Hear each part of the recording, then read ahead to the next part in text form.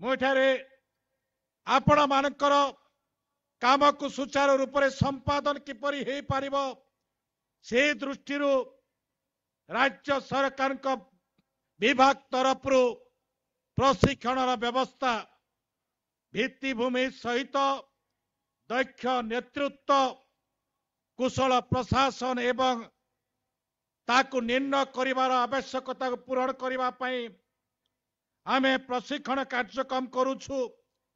ए कार्यक्रम भितरे आमे पंचायत भवन निर्माण पंचायत लर्निंग सेंटर जिल्ला ग्राम स्तर पर्यंत आईएसओ प्रमाण पत्र प्रदान पदक्षेप निया जाइछि।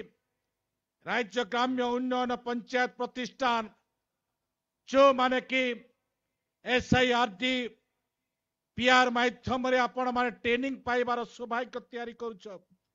से प्रकार सुदृढ़ व्यवस्था आमे दक्ष स्वस्थ नागरिक मानकु केंद्रीय शासन प्रशासन गढ़िबार मुख्य दायित्व भितरे आपण माने काम करूछंती।